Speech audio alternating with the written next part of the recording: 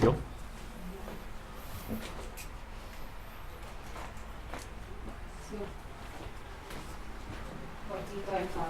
Opo.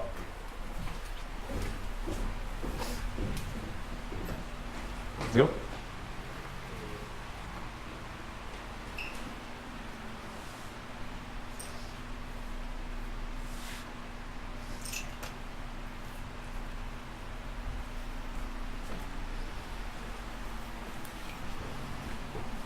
See you.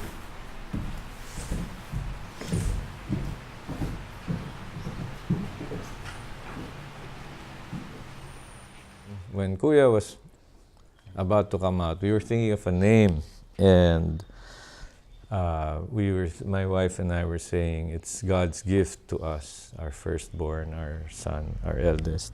We said, what name should we give him? We said, maybe Emmanuel, because it's God's gift to us. He will be God with us. And then Emmanuel Jose, because, well, his lolo, my father's name is Jose. It almost became Atom because it's August 21, the date 21. of Ninoy Aquino's assassination. And one of the aunts was an activist and wanted to use the August 21 movement as a name for MJ. So they wanted to call him Atom, kahit daw nickname, but we did not agree.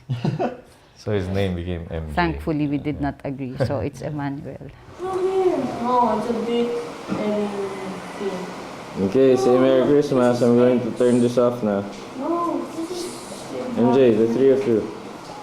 this is free. Off the top of my head, the funniest memory or the best memory I can think of was the first time we decided to eat out together. We were at Moro Lorenzo therapy area, and then I had just gotten my calf muscles needled, so it was difficult to walk, and he was still recovering from his ACL.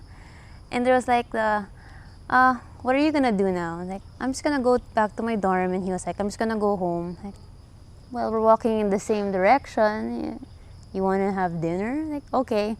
And for some reason, like, there was that feeling of we still wanna spend more time together, so we decided to walk all the way from Moro Lorenzo all the way to Katipunan.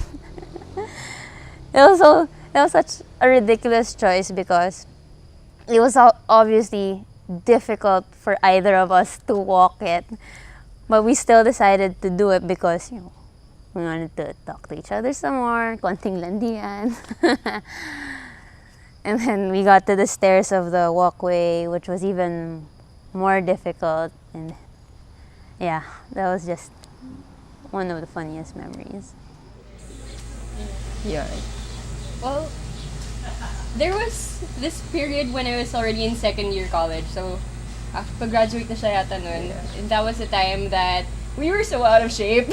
Like, so sad and so out of shape. So we made up this secret training just for the two of us. So we would meet up sometimes behind Mateo and just have one disc, and it's just the two of us. We were kind of hiding actually from people, so we would do a bit of drills and throws, and we'd get ready for nothing actually because we didn't join any tournaments. But it was nice to like set goals, and we were like, okay, dapat by this time we are back in the game.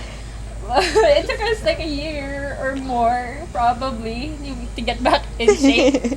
But you know, we would meet up sometimes secretly with the disc and throw around. It was cool. One of my fonder memories with MJ in college.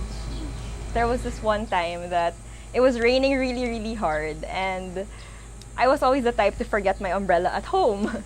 So MJ's like, oh, where are you going? So I was like, oh, I'll go to the library. And he was gonna go somewhere else. So he was like, do you have an umbrella? I was like, no. So we go to his locker. I forgot which hall, but he had a locker. We get his umbrella, and then originally we were gonna walk together to the live. He was gonna bring me there, but because he was a big guy and the umbrella wasn't exactly big, and it was really raining hard, so even if you had an umbrella, you'd still end up getting wet. But he gave me the umbrella, and he was the one who was walking under the rain. Walked me all the way to the live just so I wouldn't get that wet, while he kind of ended up getting soaked. So yeah, one of the sweetest things he's ever done for me.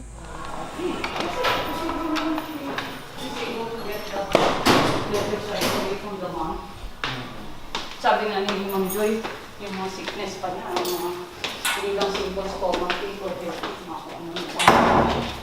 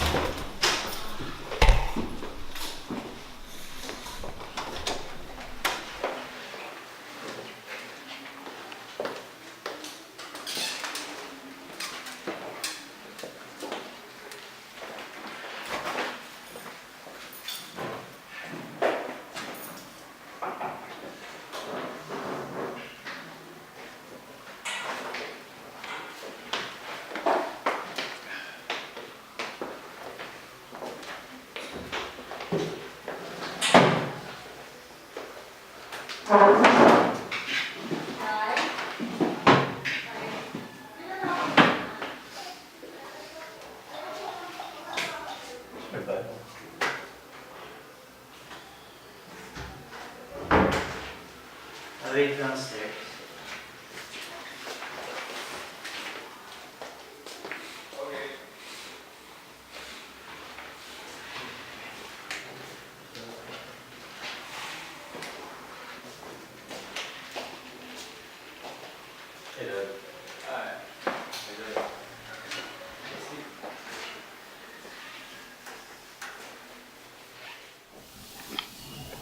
You okay?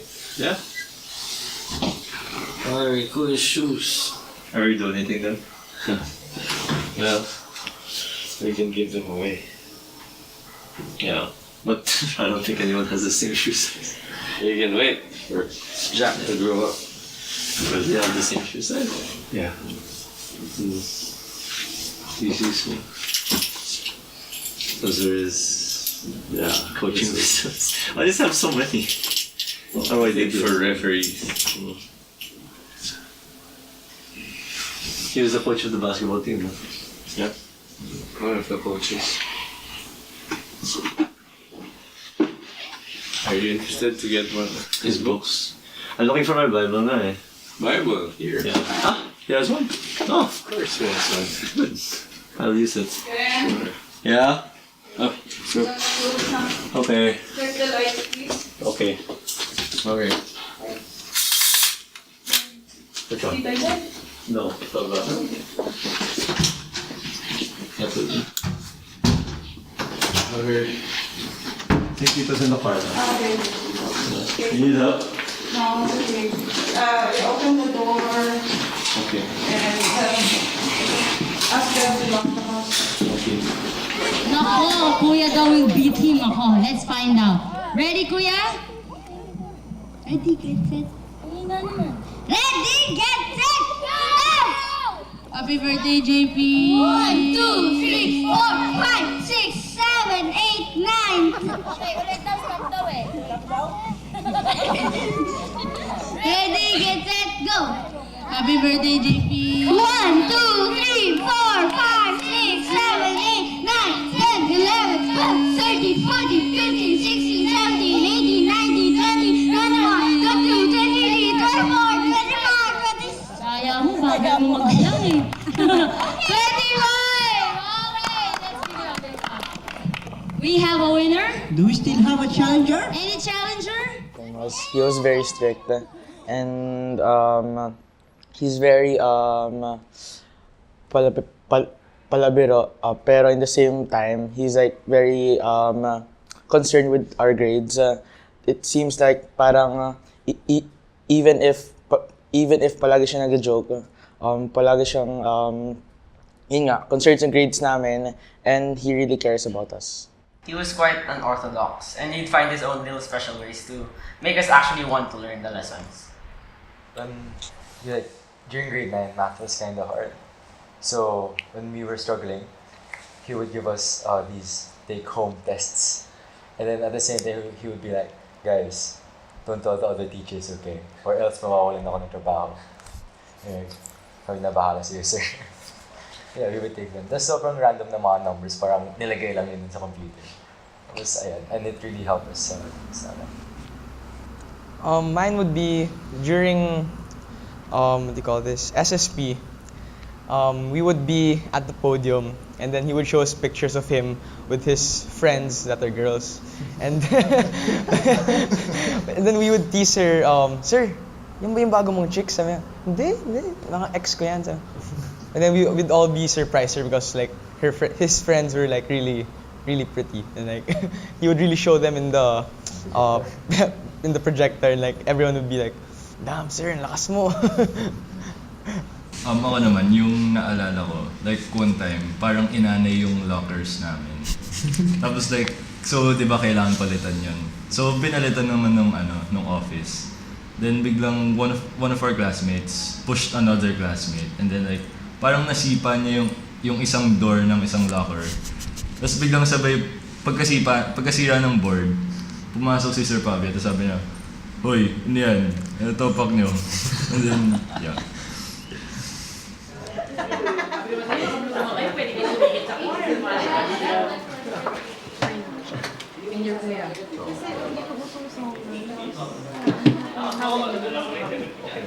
Kunwari, dadaan ka lang sa cubicle niya, tapos, wala, nakadungaw lang ako minsan sa cubicle niya, tapos gusto mo magkwento, tapos titingnan niya ako, tapos sasabihin niya, "You want food?" Diba, ganun siya Yeah. aya. Tsaka, ginagago rin niya kasi ako, wala akong control sa aking sweet tooth. So, alam niyang, kunyari may sweets siya sa ano niya, what do you call that? The crate niya, may parang crate siya. Tapos parang, sige Mix, kunin mo na yung chocolate dyan. It's unhealthy for me, ganyan. Kunin mo lang dyan. Tapos parang, huwag mong sabihin yan, kukunin ko talaga yan. Pero yun, that's, I guess, wala, generous lang talaga siya tao naturally. Thoughtful din. Ang thoughtful din ng kuya mo. Although his way of showing his thoughtfulness to me, medyo karinyo brutal. But, yun nga. Yun, he would leave notes. Ayun. Tapos, when he feels like acting silly, yun, parang he would leave traces na, okay, he was here. Kasi ang gulo-gulo na ng gamit ko, or yung mga papel ng mga students ko nasa floor na. Kasi nga, ginanon niya. Hindi, may galit lang yun. May galit lang yun sa'yo. Kasi hindi mo siya sinipot sa gym. That's yun. Sa gym. Okay. I couldn't believe it at first. And then when it started to sink in, something bad happened to him. Gusto ko talaga siyang puntahan then and there. But it was getting late already, and Dad and Ate didn't want me to leave the house anymore. But I remember talagang na-devastate din ako nun. I couldn't stop crying until the wee hours of the morning. And parang it was especially difficult getting up and going to work. Kasi alam mong kasama mo lang siya kahapon. Tapos biglang wala na yung cubicle, wala na siya sa cubicle niya. Tapos hindi na siya babalik. Ako naiyak ako agad kasi ang hirap na it was also unfair because, well, I felt like it was unfair because I was on maternity leave, tapos, you know, yun. So, hindi rin ako nakatulog. Yeah. I still feel lucky that he was able to meet our baby girl kasi he was gone Monday night. Friday, the whole day, I brought her here. So, he was able to meet her. Tapos may picture pa sila together. Oh, so, siya pinag-iyo, tara, picture. Buti na lang talaga nagyaya siya mag-picture. He brings people together na. Brings people together. He was actually one of the people that was very excited for Shello being born. He was given a new position and he was given a new office. And parang, we would talk about it casually. Parang, pag nandiyan na si Shello, saan kaya siya? Wala akong pwesto dito. Parang, sige, dun sa office ko, set up ako ng kama doon, yung crib, doon na yan, yun na yun. Parang, yun yung gusto naming plano eh. Parang, doon sila tatambay, doon si baby matutulog. It was going to be a really great tito to share, no?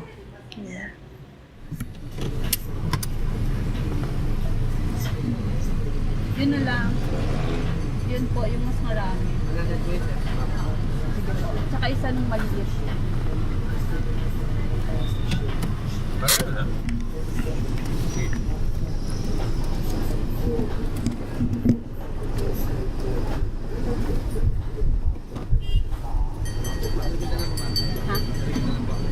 Hindi ko hawakan ko na lang. Oh, wow. Thank you. Thank you.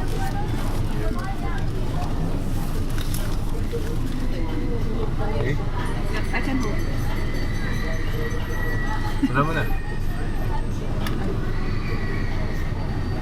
Okay na? Okay.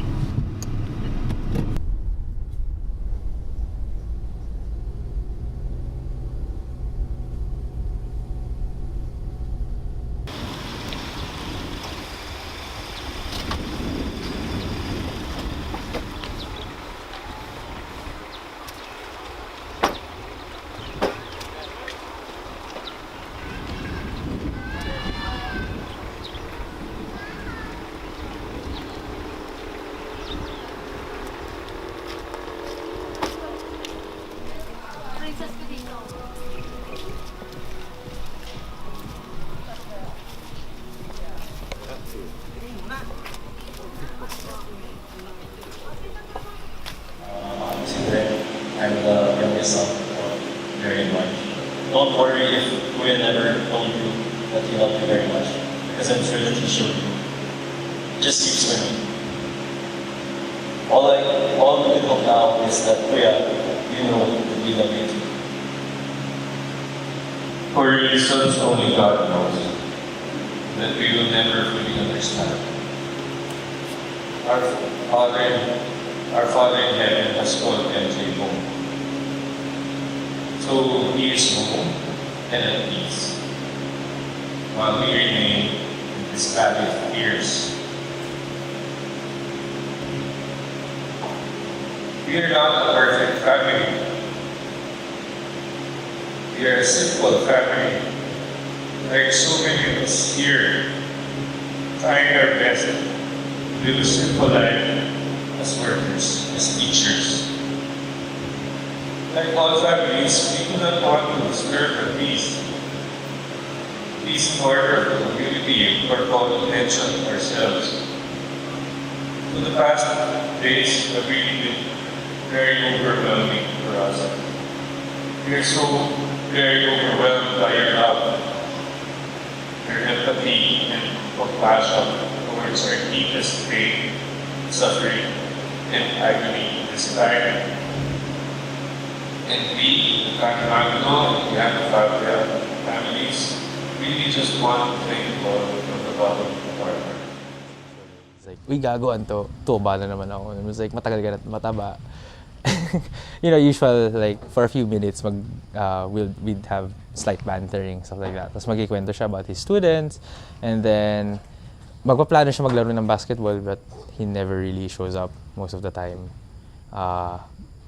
Tapos magbibiroan lang kami, kwentuhan. He's gonna ask, like, kamusta ka naman sa States? Like, mostly him asking questions, because madalas siya mag-share. Like, he randomly messages me online when I was in the US. I mean, it was like mag-random kwento siya, which I rarely do. So he usually just asks about me now that he had me cornered there. And I have no chance but to reply. So ganun siya mangulit when I'm around. Drawing him didn't seem like enough. So it's like, what if I detail the process of how I drew him, di ba? So, and then what happened next was like picking the picture. So I was scrolling down and I saw his grad pic, and it was kind of like him, you know, because he makes fun of a lot of things, and he's a very happy, joyous person. So there's a grad pic niya, you know, it's all formal and stuff, and then he's sticking his tongue out and stuff like that. So it was the most MJ picture I could find na recent. Yeah. So that's what I decided to go through with. And then kaya siya naging black and white, I guess, is because to simplify what he's all about talaga. Kasi you want it to be focused on him and not yung skill ko of actually drawing him, di ba? You want the people to be able to see him as he is. Hindi man I didn't make it kasi it's for me, di ba, to show off my, I did it so people could get one last look of how he really was. So that's how it all came together, and that's what the tribute is for. One thing I love about yung pang high school batchmates, high school classmates mo, pag nagkita kayo, parang nagkita lang kayo kahapon eh. Yeah. Diba? I mean, that's how I felt every Saturday. Or when the first time when MJ played Ultimate with us. I had not seen him for a long time. Pero pagdating niya, parang nag-usap lang kami kahapon. Kasi we were talking about the same common things we were talking about in the last few years. I tried to be relatable. Oh, MJ. I'm not a fan of basketball. I know nothing about basketball, and go talk to him. What about Kobe Bryant? No, and he's like, Dodong, he's already retired. And I'm like, that's what I meant. And then go like that. Yung phone nag-light up with all the messages. And yun, that's how I think si Mikey yata yung first na nagsabi, diba, sa group natin. Si Mikey, si Mikey pa of all people. Si Mikey yung first na nagsabi, hi, MJ, guys, I think he was asking, alam MJ, niyo ba kung nasan si MJ? Alam niyo ba kung nasan si MJ? Parang, bakit? So I was just eating, I stopped eating, looked on my phone. Then I heard all the news, parang, this is not true. Then the messages started coming from Miggy Oracion, from Jico, from your close friends, family. Yun, that's parang ako, oh no, ang unang stamp sa amin was he was in the hospital. It's parang, he's gonna make it. Then, I think yung first na nag-message na parang preempting na yung sabihin si Mart yung natanong ko sabi lang niya, boys, tas may sad face. So parang, oh no, oh shit. Then, saka na nalaman na MJ passed. Tas yun, I still remember my feeling na parang nag-drop yung puso ko from my body. I stopped everything as I was destroyed. As in, sobrang destroyed. Shouting lang. Then my dad heard it from upstairs. He came down. What happened? Yung namatay na si MJ. And I was crying talaga. And I couldn't believe it. And my dad was the one who offered, you wanna go to the hospital, you wanna see. I go, yes, I do. I wanna go to the hospital. I wanna see. So yun, I went there. And then I guess it really first hit home na from my room, I went up to my parents' room. My mom was there. And I said, Mom, matay na si MJ. My dad was like, I could hear him coming naman from the dining room, going up to the master bedroom. It's like, ano nangyayari? It's like, I couldn't say it. Like, my mom, namatay yung kaibigan niyang si MJ. Yung matangkad, like, yeah, si MJ. And then, Gab was, I think, the brave one among us. And it's that holding on to some faint hope na, these people are mistaken. It's someone else, Do people look like MJ? I don't know. I mean, and then, yun nga, heard from Gab. Like, yeah, this is horrible news. Malamang magmumura ako, sabihin ko, oy MJ, at yung Lakers naman, baro na naman. Yung MJ and I are diehard Laker fans. And ever since, Laker fans kami. And marami kong pain na nararamdaman na... Oo nga. Now that Kobe Bryant's retired. It's a past thing na gago. Tagal na yan. Ayun. Same things. Yung mga normal stuff. Normal stuff na dinaramdam namin ni MJ. Yung Lakers namin. Yun.